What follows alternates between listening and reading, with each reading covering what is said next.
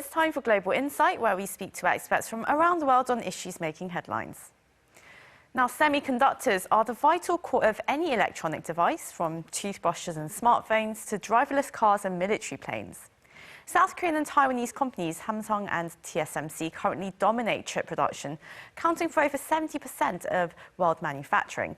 But amidst geopolitical uncertainty in the Indo-Pacific region and an ongoing supply crunch around the world, governments are looking to secure domestic production in their countries.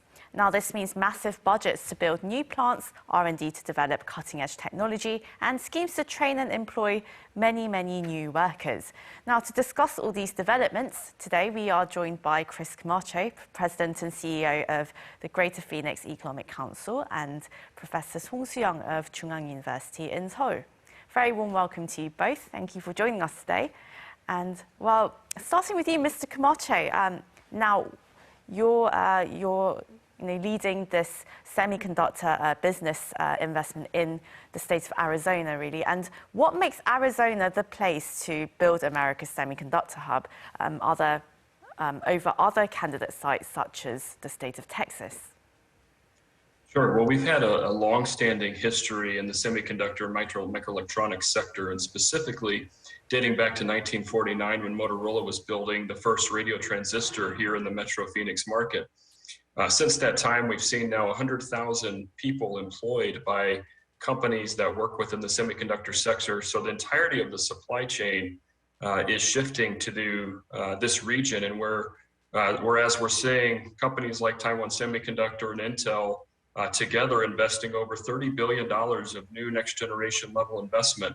And that's really stemming from Arizona State University and the quality of our community college network. So, for example, you have 30,000 engineers being produced by our universities here in the region. Couple that with a really strong backbone, resilient grid, energy grid, and really modern infrastructure, because we're a young place, and being the fastest growing location in the United States, people are flocking here to take advantage of jobs opportunities. Well, currently, Samsung and TSMC, they're the only companies that can produce 5-nanometer chips, and they're headed towards releasing the more sophisticated 3-nanometer ones. Should they be worried about losing their competitive advantage in terms of technology? Particularly Samsung, how can it really stay ahead of the game? Actually, TSMC is the largest foundry and the supplier of the semiconductor all around the world. They used to have some factory running in Shanghai and mainland China, but because of the conflict between US and China, then they are actually forced to build up some foundry manufacturing company very close to United States or within the United States. So the same is the case for Samsung, because Samsung is also pressured to build up, because they already have some factory in the Austin, Texas, and the nearby town they have established semiconductor fabrication plant in the U.S. And as you mentioned, now as far as I know, there are 3 competitors in the semiconductor industry to reduce the size of the process node as narrow as a 2 or 3 nanometer. Currently, the 5 nanometer is, and in the future they focus on the 2 nanometer. So to that regard, because of as the width of the process node is reduced, they could integrate the semiconductor in the very small place, so which means that the productivity efficiency could be dramatically enhanced. Professor Song, well, as you said, it does seem that TSMC is really getting itself out there, and it's working more closely with the United States and Japan, it seems, building plants, expanding their collaborations with local businesses compared to Samsung. So do you think the South Korean companies should be worried about these kinds of developments? And what I'm particularly curious about is whether you think some geopolitics might be coming into play, with South Korea perhaps being sidelined by Japan for not being a part of its strong free and open Indo-Pacific kind of initiative. Sure. Actually, what I forgot to mention, the TSMC is they have extended their production fabrication plant in the Sony with the collaboration with the Sony in Kumamoto. Yeah, very southern west of the Japan. So I believe the geopolitical issue is very critical today, but at least we are fully aware of this. So collaboration and cooperation would be kind of a win-win game in both sides, U.S. and China and Taiwan and South Korea also. So South Korea is Samsung has they have as I mentioned earlier, they have some diversification is accomplished, but Samsung has, in terms of a financial perspective, Samsung's cash flow fluctuation is not as much as TSMC, because TSMC's usually they produce some foundry and semiconductor that always follows some kind of semiconductor cycle. So to that regard, TSMC has some weakness in the financial status. Samsung has a relatively stable cash flow because they have already achieved some diversification. So now Intel is trying to keep up and follow what the TSMC and the Samsung. So geopolitical issue is still of main concern, and but for the future of the prospect of the market is, I think I hope it will be, it should be good for the countries and for the economies. Otherwise, always we may end up with some loss on both sides. And of course, this rush to develop semiconductor hubs is expected to widely benefit countries everywhere, and especially around the local communities where these hubs will be based. And as for Arizona, as for Phoenix, Mr. Camacho, what kind of benefits have chip plants brought to the area? Well, I think it's first important to reference what the professor mentioned about geopolitics and the importance of having domestic supply, domestic production. And what we've seen really in the last 30 years is an erosion of U.S. product manufacturing, whereby in 1990, about a third of the chip production globally was done in the United States. That's now just over 10%. So we've seen that slide occur, much like we've seen in other industries, as we've seen globalization continue to evolve. So with that, one, it starts with the economy. We want to ensure we're fortifying the U.S. economy, doing what we can to keep supply chain or enhance supply chains in the evolution of that ecosystem to occur. So we have closer proximity from natural resources to ingots to wafers to packaging to substrates, all of those ecosystem components in the United States. And coupled with that comes the jobs. So the jobs for our everyday Americans in this sector, and specifically semiconductors, produce on average over 130,000 average wage jobs for our citizens. And the supply chain that's associated with precision manufacturing and other aspects of this industry also yield a pretty strong direct and indirect supply chain value. And what I mean by that is, when you produce a semiconductor job here in the United States, you're also producing about 5.5 other jobs to support that one semiconductor firm. So as you're seeing TSMC roll out their first phase here in North Phoenix, there's going to be tens of thousands of additional jobs created. And so what we try to do at Greater Phoenix Economic Council is work with these global enterprises to ensure they can go through the cost and tax and all of the infrastructure due diligence.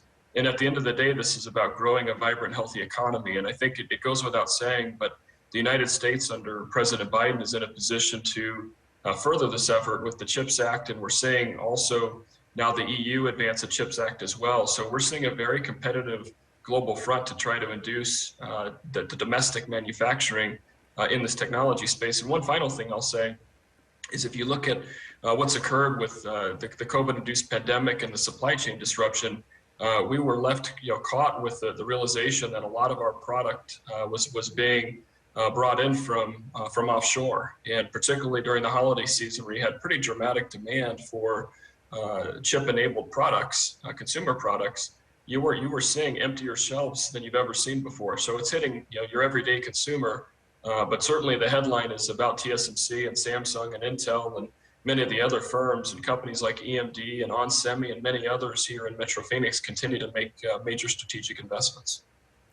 And Professor Song, with multiple countries from the US and South Korea to those in the European Union intending to become self-reliant in chip technology, do you see possible cross-border tensions and also possible trade conflicts arising over this in the coming years? Yeah, clearly geopolitical issues in Europe and in Asia both are very critical stage right now. I hope it should be resolved peacefully and without any further development of escalation of tensions between the United States and China and the United States and Russia and Europe. So hopefully as the council chairman has mentioned, that in the U.S. for the past several decades, the world economy has been characterized by the globalization, so which means offshoring, building factories and fabrication plant outside the countries and looking for some cheap labor and lower cost.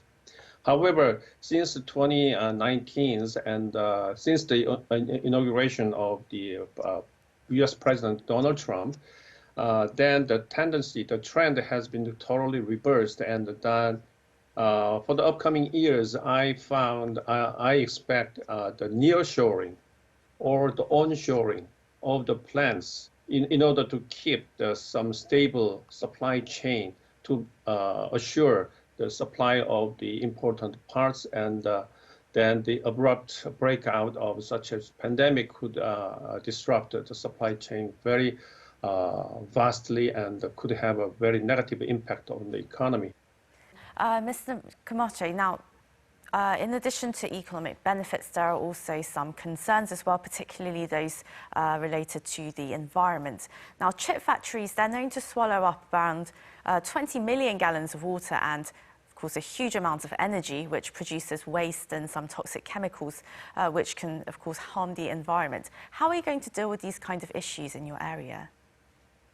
Well, first of all, it starts with leadership and the legacy of our leadership that we've had under Governor Doug Ducey and a number of our mayors here. We've had decades of working with the semiconductor sector. And so Intel adding its most recent 52 and 62 fabs and many others across the region, we know how to work with the water, the wastewater needs, the air emissions, the waste, that's been kind of rooted in our history. And so as a byproduct, however, while they have a pretty significant impact on our natural resources and our grid, we have focused on a number of resiliency plans, and a couple of examples that I think are two mainstay companies that are the most well-known with Intel and TSMC specifically, the recycling and the closed water systems that each of them deploy, where they're actually constant recycling the 90+% of their water. And so while water is certainly a supreme asset here in the Western US, it's something that we work with each of those respective entities, in addition to the other companies in the supply chain,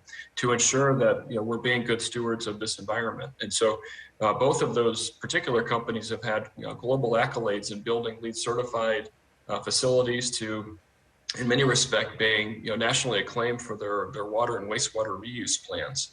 And in one case, the city of Chandler, which is in the Southeast Valley here in Metro Phoenix, has worked closely with Intel after every single project expansion to ensure that we have a codified water plan as well as a wastewater stream plan in all of the waste. So we work closely as a team here in Arizona to ensure that these kind of companies, not just having a good experience through the due diligence process, but that's the reason why Intel has a number of fabs here. And I know TSMC and many other companies will continue to expand here.